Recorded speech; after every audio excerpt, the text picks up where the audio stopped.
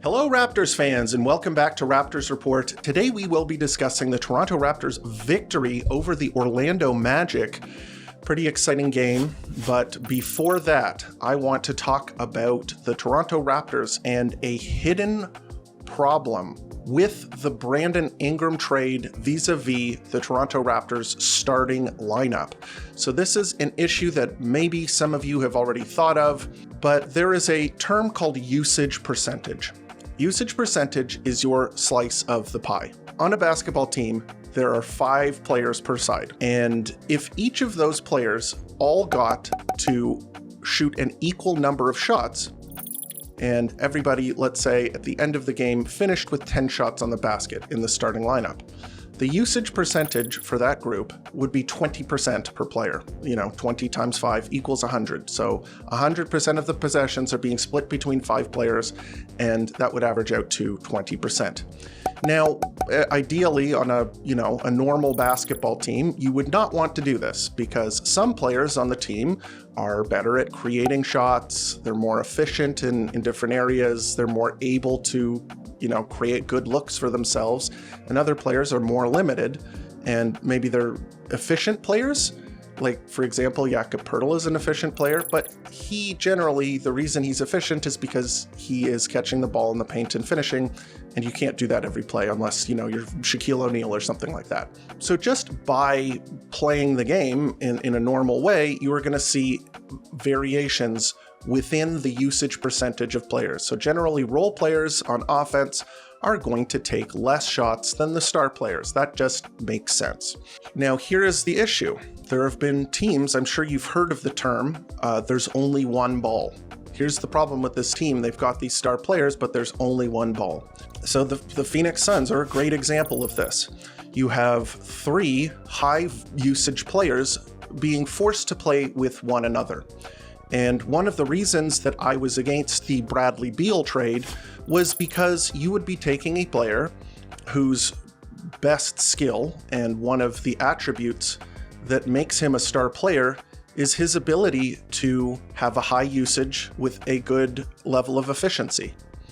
That is pretty much his value add to a team. He is a scorer who can take a lot and make a good percentage of those shots.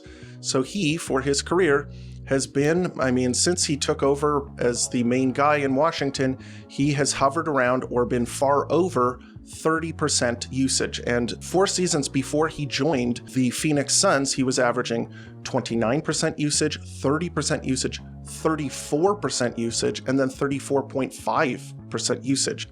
That means that he, as one of the 5 players on the floor, he's taking almost or over 1/3 of the shots while he is on the court. And that's not to say that's bad. Many of the best players in the NBA who are scorers take a lot of shots. What that means is that the other players around him are taking fewer shots. Right? Do you see what I'm getting at here? When he joined the Phoenix Suns, he was forced to take a lesser role. So he went immediately from 29% usage all the way down to 22% usage. So just over the 20% usage that would be the average if you were to, as I was saying, split the pie evenly, 20%, 20%, 20%, 20%, 20%. He's just getting a little bit more than that.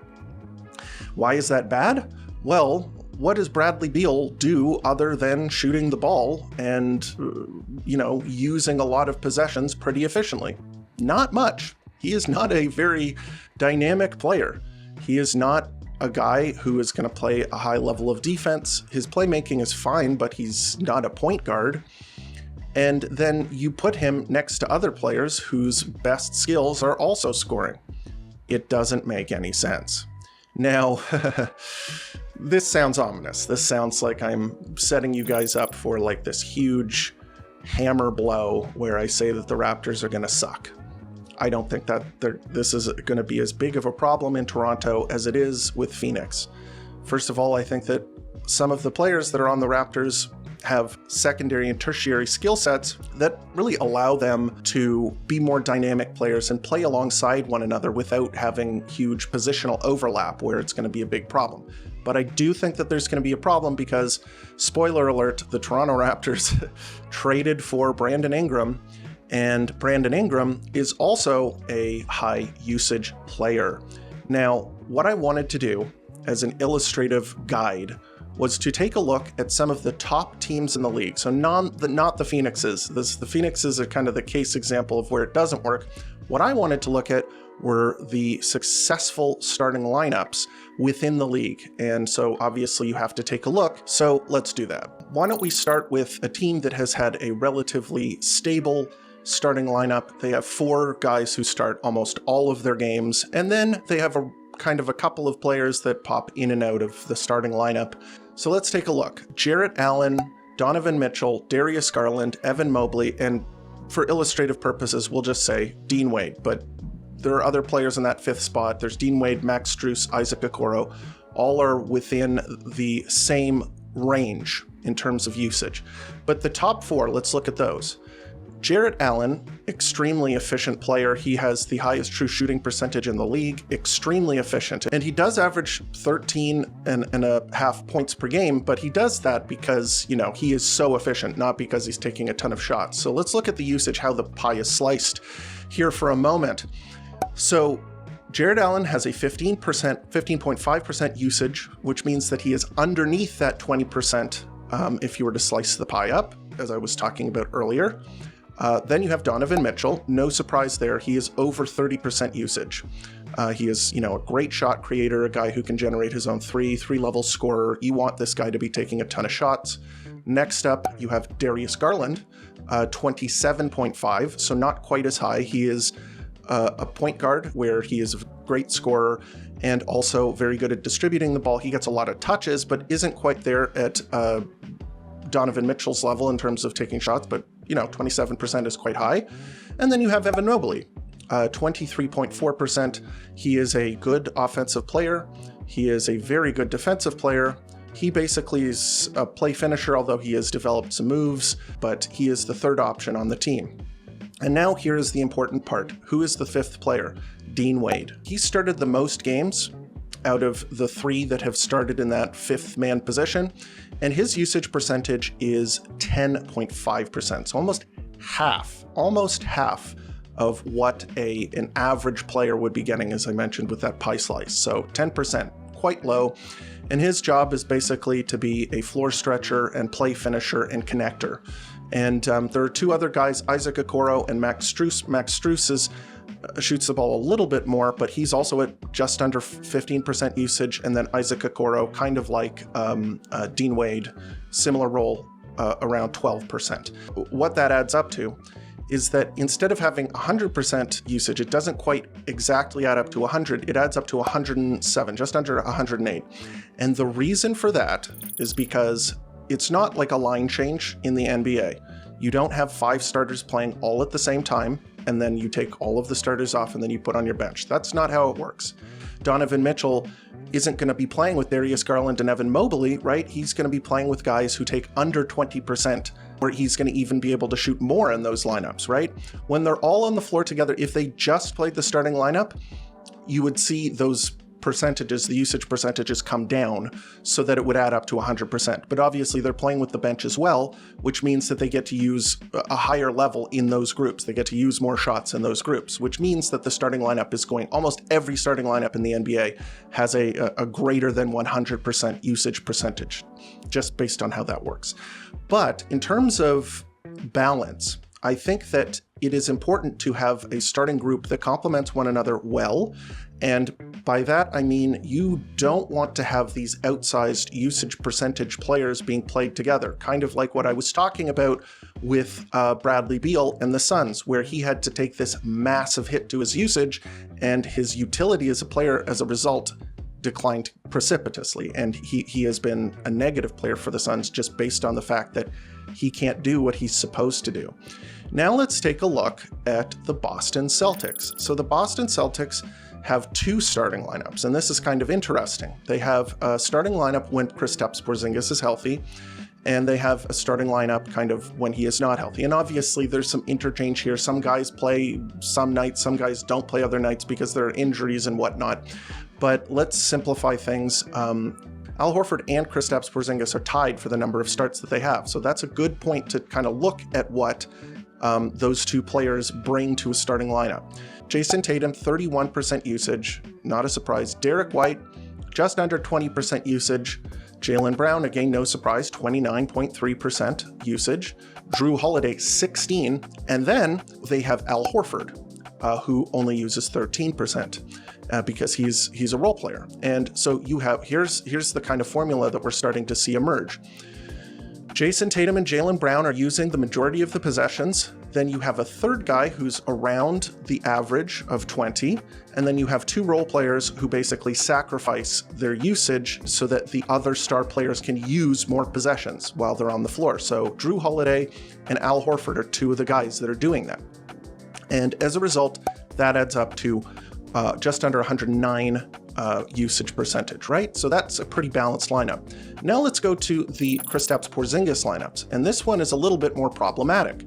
So as you can see, Jason Tatum, Derek White, Jaylen Brown, Drew Holiday, all those guys are the same usage, but then you plonk in, instead of having Al Horford there, you have Kristaps Porzingis, who uses 25% of the possessions. So now you're starting to see a guy who has a usage similar to Evan Mobley, because he is the third guy. He's a scoring big who can shoot the ball and finish plays, and you would like to get him involved in the offense.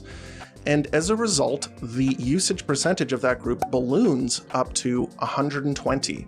That is because they will be playing with the bench groups, as I mentioned before, but within the starting lineup, you have three very hungry players, three guys who really, really want to be using possessions, and even Derek White, who is also another good scorer. So you're going to see downticks in terms of usage from all of those players. All of them, when they're sharing the floor together in order to make that 100% clean, they're all going to have to take hits to their usage. Jason Tatum's going to get fewer shots, Jaylen Brown is going to get fewer shots, and probably Porzingis also is going to get fewer shots, right? And the role players are going to get fewer shots. So that's kind of baked in there. And of course, you can spread that out into different lineups. You can have Jason Tatum play with the bench. You can have Jaylen Brown play with the bench. So what I'm saying is that perhaps it's not as harmonious as the other lineups where you have Jason Tatum, Derek White, Jaylen Brown, plus two low usage role players in Drew Holiday and Al Horford. Just because, you know, Jason Tatum and Jaylen Brown are just going to get the ball less. So those are some teams there and kind of their usage distributions. Let's take a look at the Toronto Raptors. The Toronto Raptors, of course, have had many different iterations of their lineups. Nobody has been really that healthy all season long. Guys have popped in and out. But let's take a look at the current starting group. Grady Dick, RJ Barrett, Scotty Barnes, Jakob Poeltl, Emmanuel Quickley. And as you can see, there are a lot of players who are above the 20% usage percentage. And Grady Dick, I think, was used quite a bit more earlier in the season. At the beginning of the season, he was using a very high amount of possessions because everybody was injured, essentially. And that has fallen over the course of the season, and now he's not averaging very many shots. So he's at 21%. RJ Barrett is at 28, almost 29%. Scotty Barnes is 26.5%. Jakob Poeltl is at 18%, and Emmanuel Quickley is at 24.4%. And that all adds up to about 120. My issue with this is that, kind of like with the Suns, where you have these players being forced to take smaller usage roles, there's a lot of players who are on the court for the Toronto Raptors currently in the starting lineup whose main value add is offense. And so you have guys like Emmanuel Quickley, Grady Dick, and RJ Barrett. Quickley is a point guard. RJ Barrett plays kind of like a point guard. They can distribute the ball. Grady Dick is a guy who is a shooter and a movement shooter around on the perimeter, but all three of those guys aren't great defenders, right? And the problem there is that if they're all playing together, they are going to get fewer shot attempts on the rim, which means that their usefulness as players diminishes. So one of the things that I've been pushing for and I've been talking about is having a more balanced starting lineup. And so with those players together, it's almost 120% usage percentage. What I've been lobbying for has been replacing Grady Dick in the starting lineup with Ochai Agbaji. So let's take a look at what that would look like. Obviously, all the other players are the same, plus Ochai Agbaji, which brings the total from around 120 all the way down to 110. which makes sense. Those guys, you have 2 lower usage role players. Probably Jakob Poeltl's usage can come down. Now, here's the issue, okay? So you have Grady Dick at 21%. What happens next season when you replace Grady Dick with Brandon Ingram? Let's take a look at that. So RJ Barrett, 29%, Scottie Barnes, 26.5%, Jakob Poeltl, 18%, Emmanuel Quickley, almost 25%. And then Brandon Ingram, for the past 4 seasons, has been right around 30% usage every year. He's a very talented scorer. He likes to use possessions to execute his moves. He can create shots. You want to give this guy the ball quite a bit. If you were to add all of those usages together, you would be pushing 130 usage, so 128 usage. And of course, you can play those guys with the bench and, maintain some of the usage just by playing, rotating players out earlier, bringing in lower usage role players to play with those players off of the bench.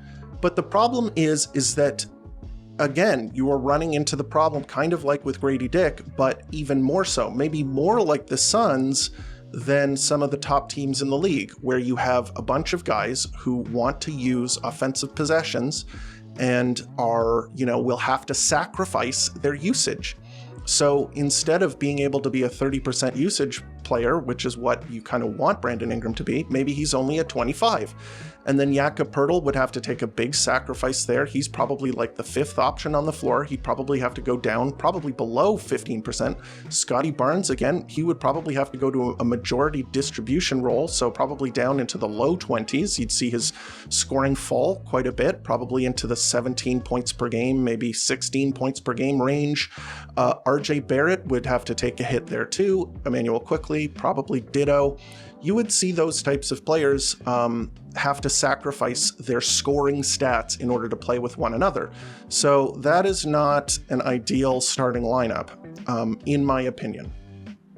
Now let's do kind of what we did with Grady Dick and Ochai Agbaji, and we will do it instead with RJ Barrett, and I'll get to that in a second. If you swap RJ Barrett out in the starting lineup for next season with Ochai Agbaji, you end up with a more reasonable 113 usage percentage among the starting lineup.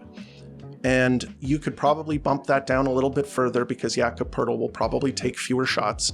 And then the other players like Brandon Ingram could slide down to 28%. Scottie could slide down to 20. I'm not doing the whole math, but you'd get pretty close to 100%. And then you have RJ Barrett come off of the bench and play the 6th man role where he can run the offense.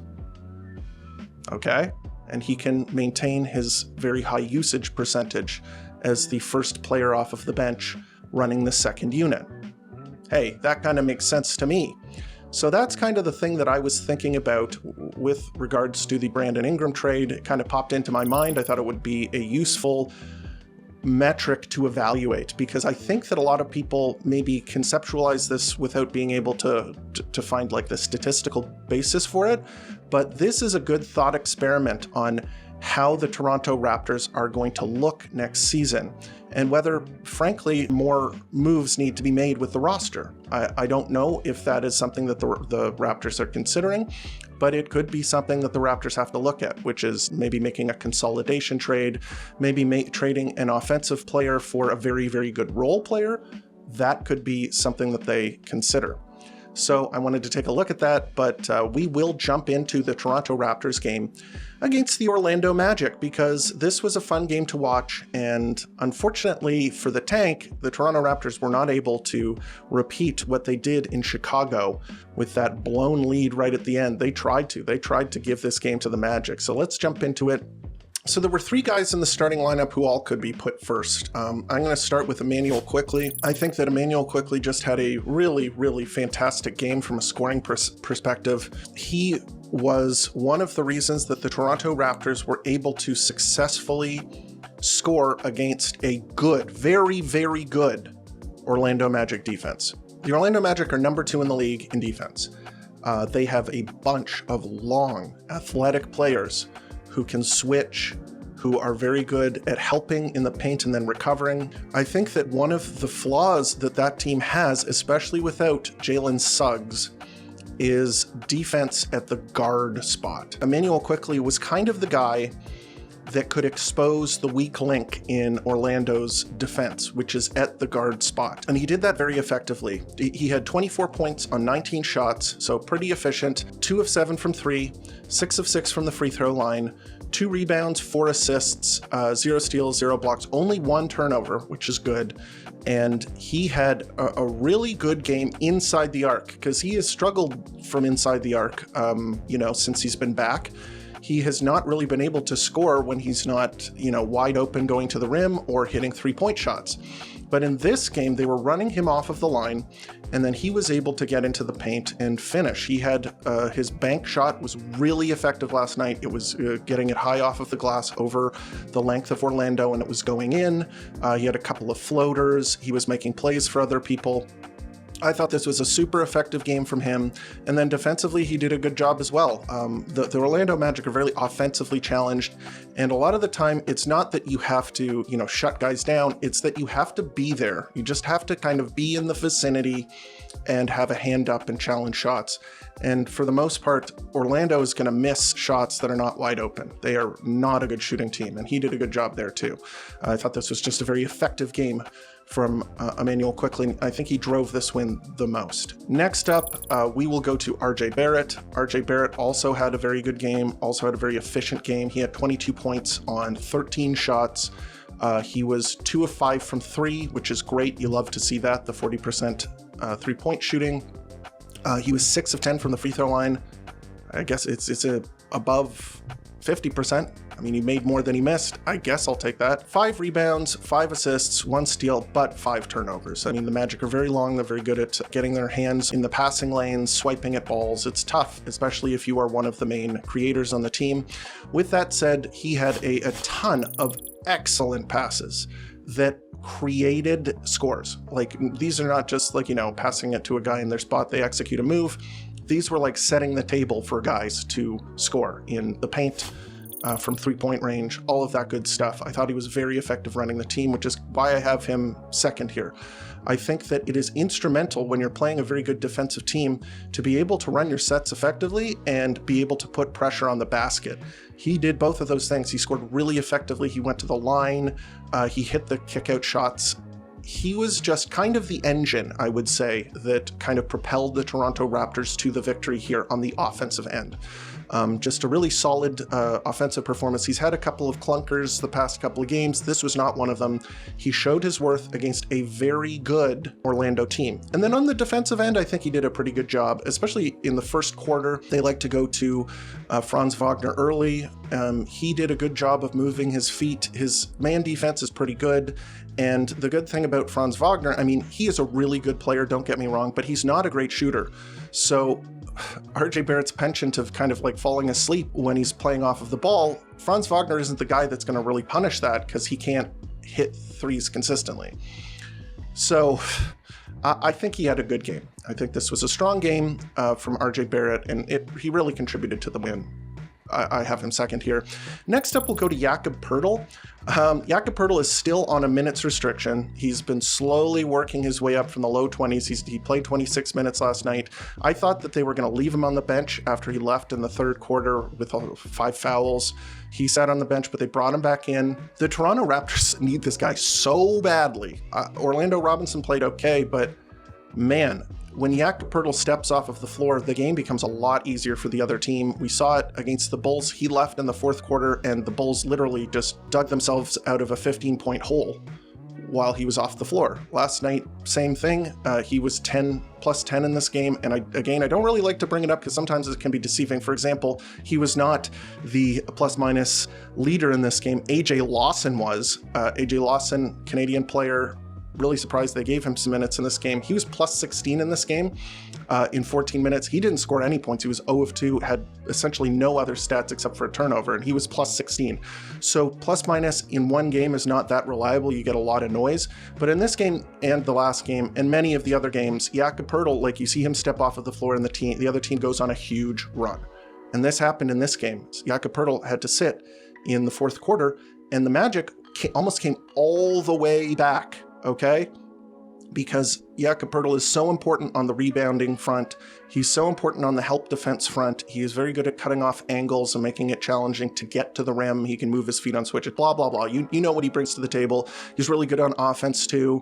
The rebounding was very punishing. He's a really good player, especially 6 offensive rebounds. That's one way that they crushed the Magic last night. Next up, we'll go to Scottie Barnes. Scottie Barnes had a tough offensive night. Hard to spin it.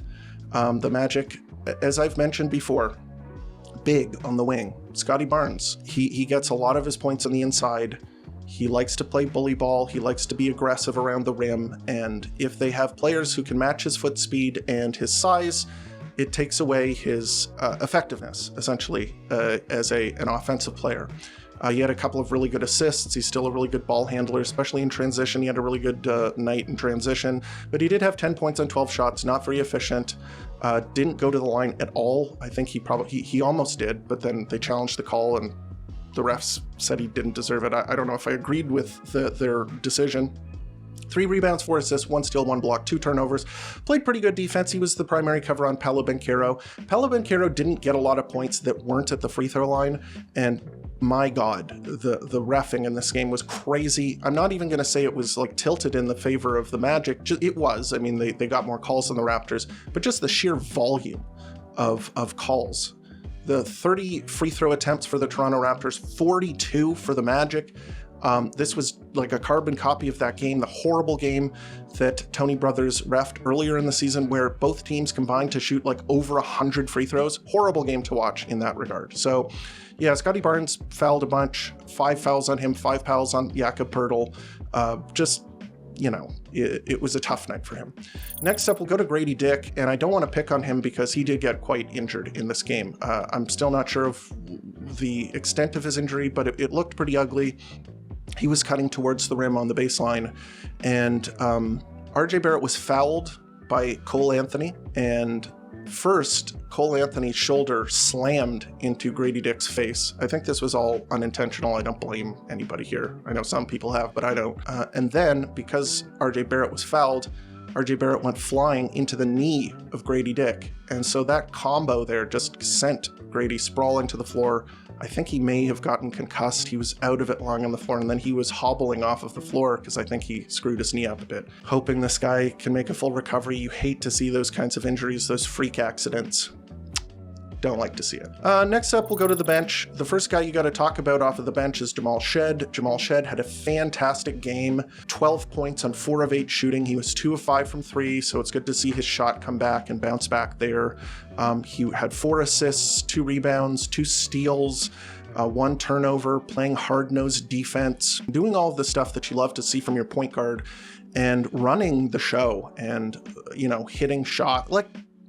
The guy's got it. He looks like a real NBA player. I think that the Raptors got a dude here. I'm super happy that he is on the Toronto Raptors. I think that he played a great game. Next up, we'll go to Jakob Poeltl. Jakob Poeltl had 7 points on 2 of 4 shooting. He was 1 of 2 from 3, 2 of 2 from the line. Very efficient night. 4 rebounds, 1 assist, 1 steal, 0 blocks, 2 turnovers, and just, played really solid defense. He was tasked with guarding Franz Wagner a number of times, and although Franz Wagner scored a couple of times, especially on the perimeter, Jakobi was making it tough, moving his feet, forcing him to give the ball up. The unfortunate part is that Jakob Poeltl is not 6'10", and Franz Wagner is, so there were a couple of possessions where Franz was simply too large for Jakobi to guard him. But I think he put in a valiant effort, and I think that his defense is just, it's at the NBA level right now. It is tough to score on him.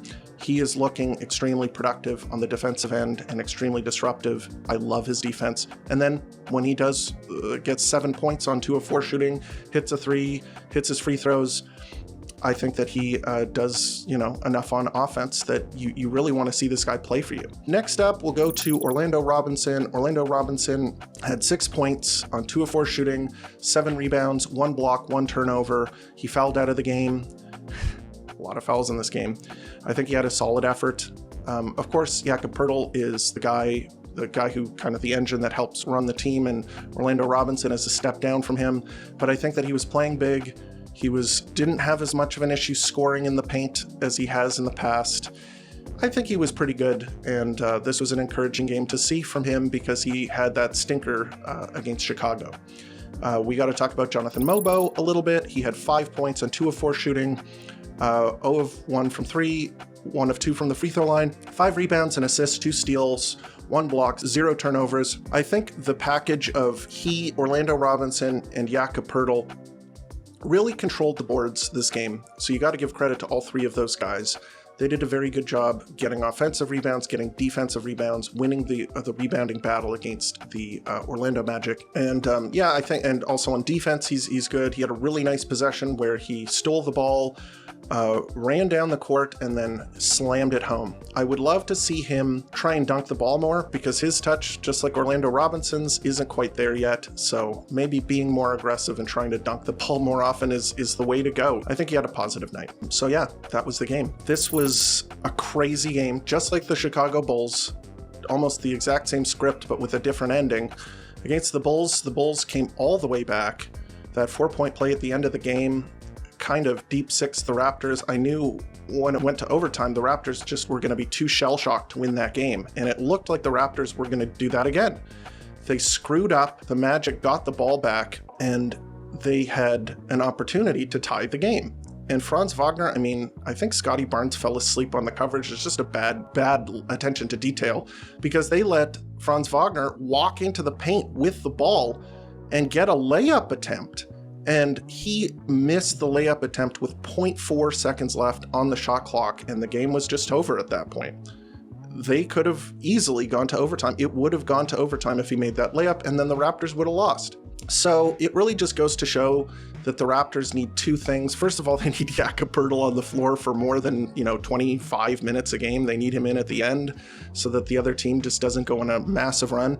And they need a guy like Brandon Ingram who can come in and make difficult shots in the clutch, be a go-to scorer. You're going to have somebody who is a shot maker and a shot generator, and that sounds like Brandon Ingram. So the Toronto Raptors play the Orlando Magic again tomorrow in Orlando at 7 o'clock, and we'll get to see if the Raptors are able to beat them twice in a row. Of course, the Magic are fully capable of winning a game. I mean, it's not surprising that they have more wins than the Toronto Raptors this season, but I'm not as confident that they'll be able to beat the Raptors. I mean, obviously, the Raptors were able to win the last game, but the Magic just looks so out of sorts on offense, and I knew that that's an issue for them coming in, but I thought that the Raptors maybe were not good enough defensively to punish them.